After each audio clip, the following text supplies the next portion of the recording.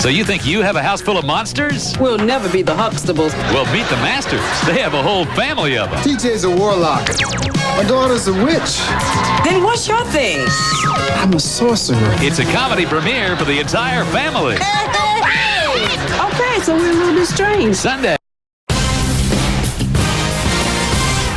Hello and welcome to Matt's Mixed Bag. You know, every other week on The Pilot is Dead, I take a look at pilots that didn't quite make it.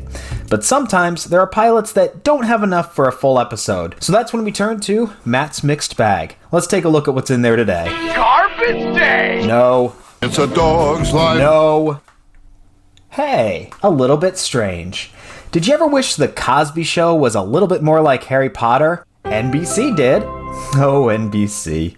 I can always count on you to give me so much material for this show. A Little Bit Strange premiered on April 23rd, 1989, and was originally titled Little Monsters. Did you know the guy who played Boy in Little Monsters was actually the guy who Samuel L. Jackson yelled at in Pulp Fiction? I don't have a punchline for that, I just think you should know that. He was also in Career Opportunities with Jennifer Connelly, that movie that was PG-13 but you wished it was rated R. Unfortunately for us, Jennifer Connelly would never go on to do anything risque in her career.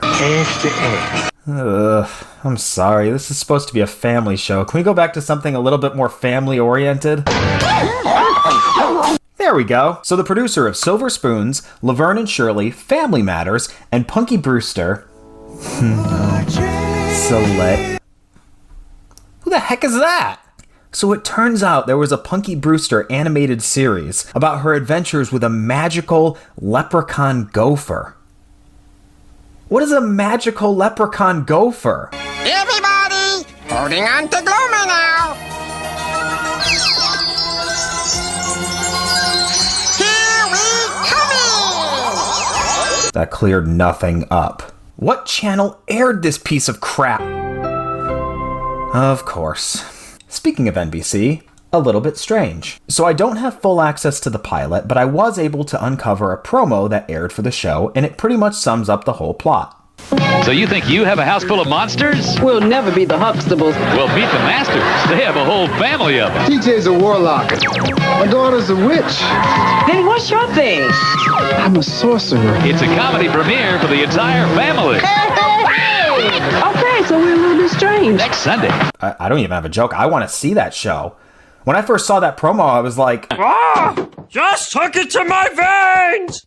why didn't this keep going? I mean, come on, America. You gave Sabrina the Teenage Witch 163 episodes and 3 TV movies, and then you brought it back. You know what? I'm starting to think that the reason A Little Bit Strange didn't make it was because it didn't have any of this. I have to go to the bathroom. See you next time. 80s kids could always count on Punky Brewster to put a smile on their face. From 1984 to 1988, Punky Power reigned supreme. Punky was so popular with kids, she even had her own Saturday morning cartoon. Remember her magical sidekick Glomer? The 80s were a weird time. So it isn't surprising that NBC tried to replicate the success of Punky Brewster with a spin-off about a group of scrappy boy orphans. The 2-part backdoor pilot episode went all out to appeal to young male viewers, with knife fights, breakdancing, and even an off-brand chunk? But was it enough boy power to earn a spin-off? Find out on Behind the Backdoor Pilot.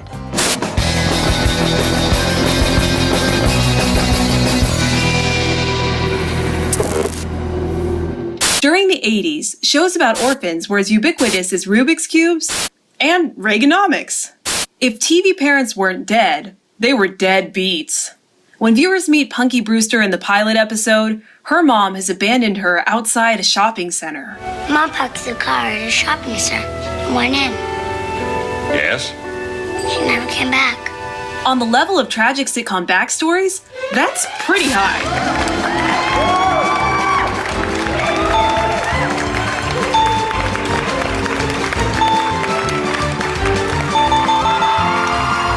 Luckily for Punky, she's taken in by a random old man, and the rest is adorable TV history. But while kids enjoyed Punky's antics, the show frequently dealt with some heavy issues. Remember when Punky was scared of a serial killer? Says here he's killed 6 people already. Or the time Cherry got trapped in a fridge? Oh my God. How about when Punky fought a giant spider, saw her friends as demon monsters, and encountered the disembodied head of Vincent Schiavelli? Pull yourself together. Maybe this show should have been called Nightmare Fuel.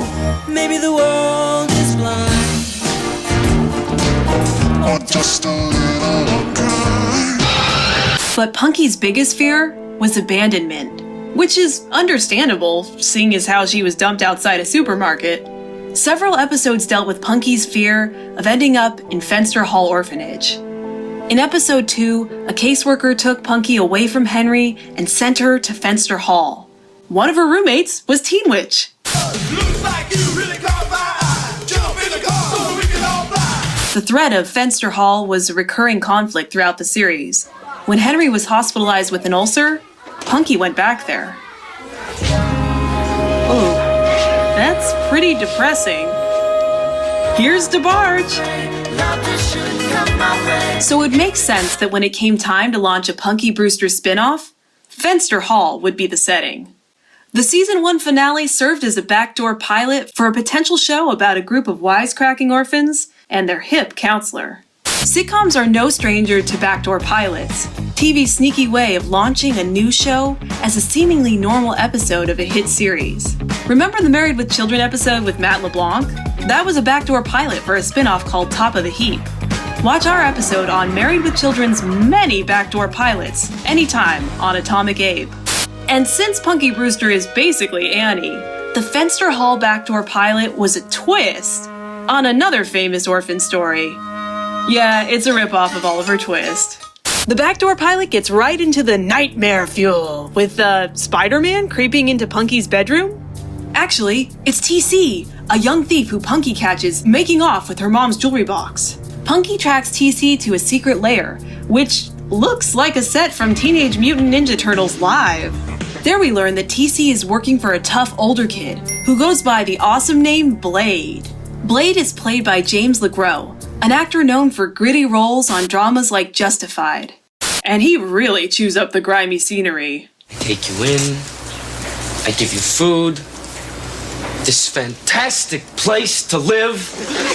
All I ask in return is that you bring me things that make me happy.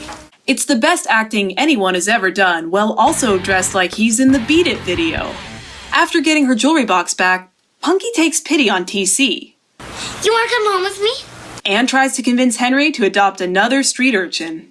But Henry's like, hell no, you're going to Fenster Hall, punk. We then meet the kids who would have starred in the Fenster Hall spinoff. There's the bully, the nerd, the boxer, and the kid from Alf? Give me 5. Yeah! We also meet Mike, whose t-shirt lets us know where he works. Mike's an unconventional caseworker. He dances and does impressions of beloved 80s icons. Maybe the kid will talk to you if you give him some Jell-O pudding. Oh, that didn't age well. But despite this warm-hearted fun, TC busts out of the orphanage and goes back to Blade, who hatches a diabolical plan. You're gonna take your poor little homeless self back there until the auction's over. Then what? Then you're gonna come running home to Blade with the money. Auction robbery? Blade has gone full 1960s Batman villain. Holy cliche. TC returns to the orphanage and has a trauma off with Mike. I've been here since I was 7 years old. We lived in this trailer. And one day I come home from school. And the trailer's gone. Congrats, TC! You win the title of Most Depressing Backstory. At the auction, Mike tries to get the adults to take home some random crap, and maybe a kid or 3. So please think about being a foster parent. Hey look, it's Punky and Henry, back in their own show! And it wouldn't be a Punky Brewster episode without a wacky montage.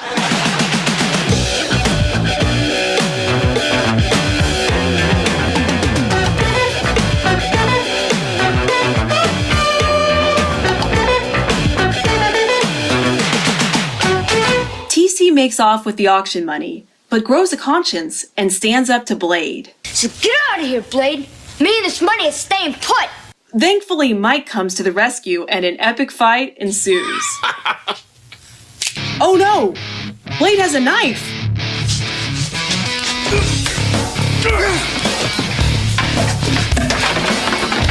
A knife-wielding psycho in a kid's show?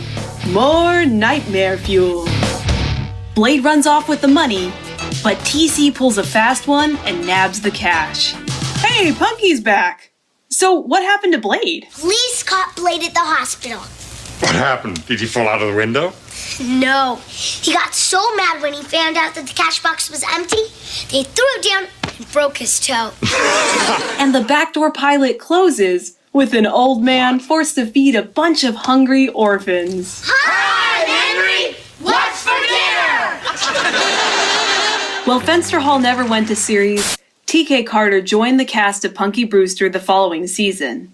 Mike was now suddenly Punky's teacher. Sorry, orphans. You lost your awesome counselor. Mike became an important part of the show, frequently bonding with Punky over their shared orphan experience. He even found his mom during season 2. And remember the very special episode with the Challenger explosion? Well, it was Mike who introduced Punky to Buzz Aldrin. And Henry wore a dress because, you know, the 80s? In the end, Punky Brewster benefited from having TK Carter on the show, and not the spin-off. But had Fenster Hall joined the NBC lineup, Carter wouldn't have been the only cast member doing celebrity impressions. Dana Carvey was actually offered a role in the Fenster Hall spin-off, but turned it down to focus on stand-up. Well, isn't that special? If Carvey had ended up in a Punky Brewster spin-off instead of SNL, history would have been changed forever. We fear change.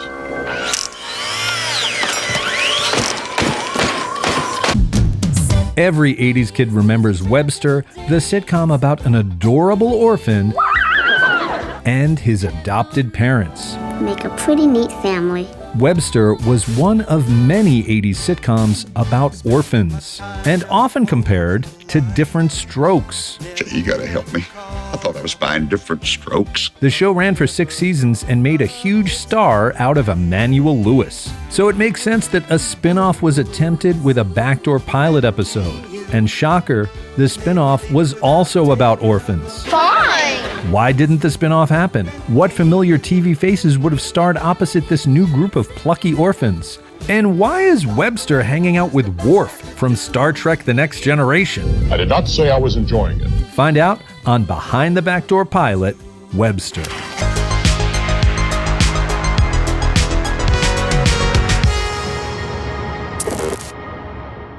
Webster was a hit with kids and families, running for 4 seasons on ABC, with 2 seasons in first-run syndication.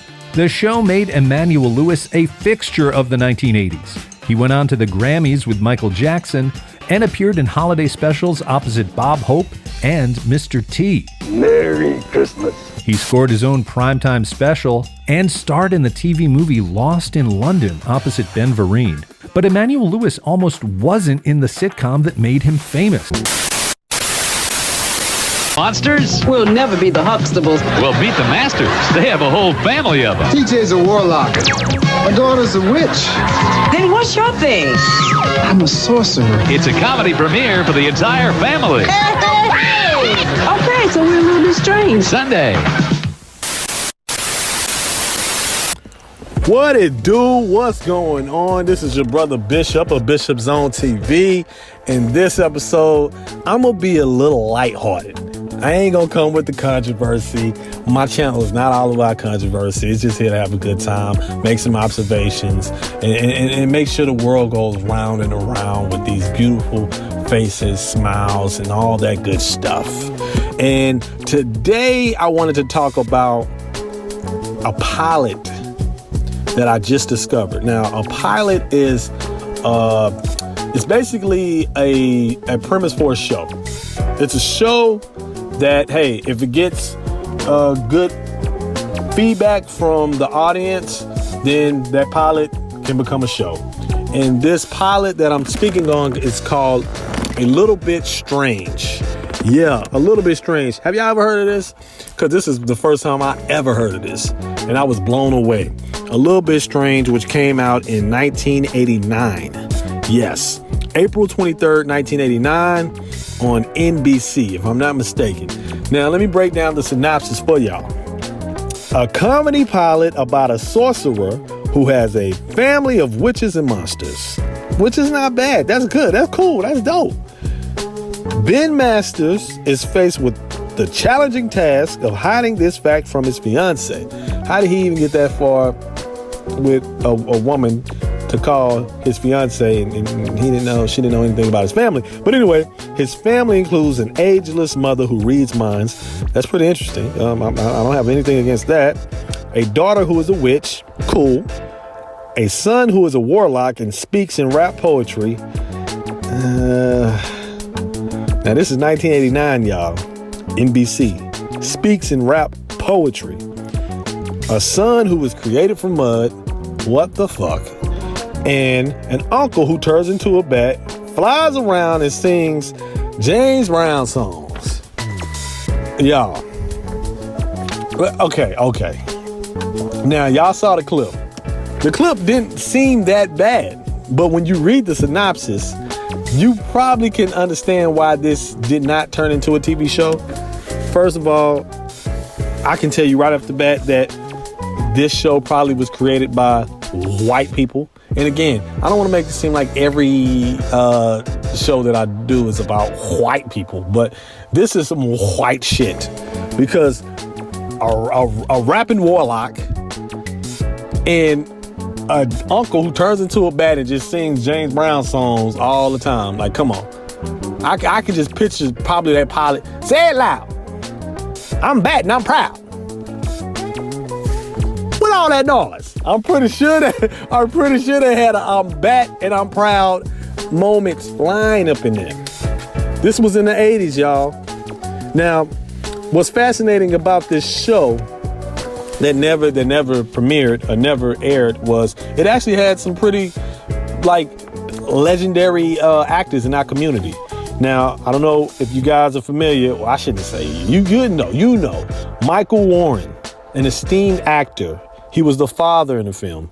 Vanessa Bell Calloway, she was the fiance. Yes, Vanessa Bell Calloway. Myra J, I believe she was the mother.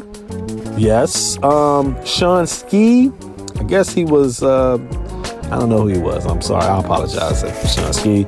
Also, you had Cherry Johnson. Y'all know Cherry Johnson now. If you grew up in the 80s and in the 90s, you know who Cherry Johnson was. I actually had a crush on Cherry Johnson back when she was on Family Matters. She was Laura's best friend. And she was also on Punky Brewster. Yes, legendary actress, Cherry Johnson. And one particular actor that piqued my interest that was on this show was none other than one of my favorite comedians of all time, Martin Lawrence. Yeah, Martin. Yeah, I guess he was the warlock rapping son. Yeah, Martin Lawrence was in the show.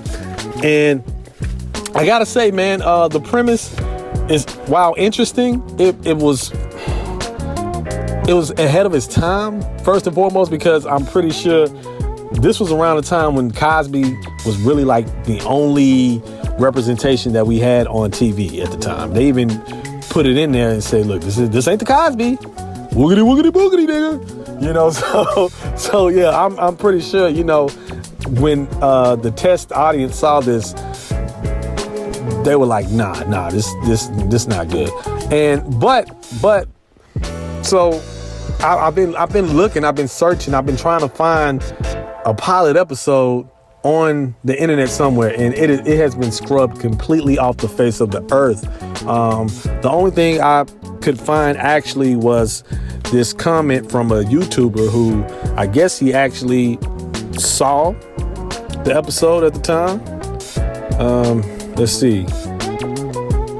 The brother goes by Dezo Williams.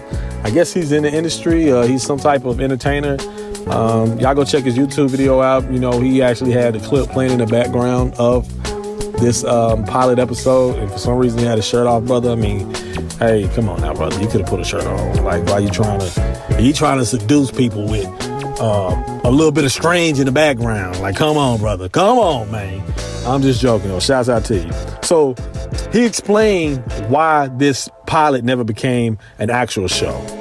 So he goes on to say, Cherry's explanation about the black church folks stopping the show sounds good. And in this day and age, she knows you eat this type of theory up. I guess somebody was trying to say the church folks saw it and didn't like it. So they ran with 227. Shine that light on me. Okay, so, but anyway, the episode was cornish.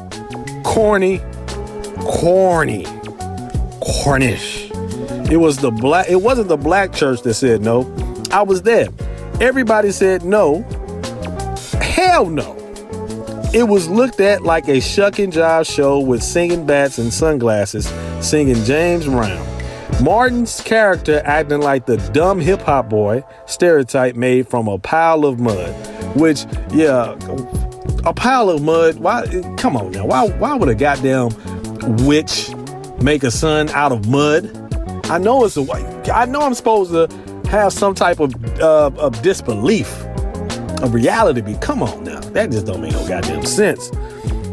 The son doing dance moves and spins every chance he could get and rhyming his commands like a mini Dolomite. Abracadabra. Ho suck my dickadabra. I don't know. Anyway, and Vanessa's character making scared buckwheat style faces when Sherry cast spells. Oh my God. She was making them buckwheat faces. I mean, you know white folks made this. This was 1989, the Spike Lee NWA Public Enemy, A Different World era. Black people didn't want to see black people in cheesy pop sitcom with cheesy special effects. This was like a lower budget Captain EO or Rem Lazar, and that's why black people didn't like it. And never saved it or spoke about it. Calm down with blaming the church. The show was lame. This is what they said. This is what he said. So yeah, if you got a yo abracadabra, son, shammy, you got that going on. Plus a bat with a perm singing please. Yeah, of course that shit is gonna flop. But I'll say this. Premise, just based off the premise, I think this show could work today. Why can't this show work today? Let's just cut out all the coonery, hire some black writers, filmmakers, and make a show. Maybe put it on like HBO Max about a family of wizards, black family of wizards and shows. And I don't know, man. Maybe have it like set in New Orleans. You know, maybe set it in New Orleans or whatever. And or you know what? Make the father. This family is from like during the times of slavery, and they practice voodoo. And we're not making it like this satanic spiritual belief system. It's an actual spiritual belief system based in Africa, one of the oldest spiritual belief systems in the globe. So let's add some truth to it, but also add some humor to it, and maybe make the family from like like I said, during the slavery times, and the mother and father. Maybe the mother passed away or something. Maybe she got burned in Salem. Maybe they took a trip to Salem or some shit, and then it went haywire. And so he's been trying to find his lost love, and he finds this new woman, and he has to introduce her to the family and whatnot. And then she's like, "Oh my God, the witches, they really do exist. Oh geez, oh God, oh hell no." She might be like, "Yes," or something. I don't know. I'm just rambling at this point, but I think it could work.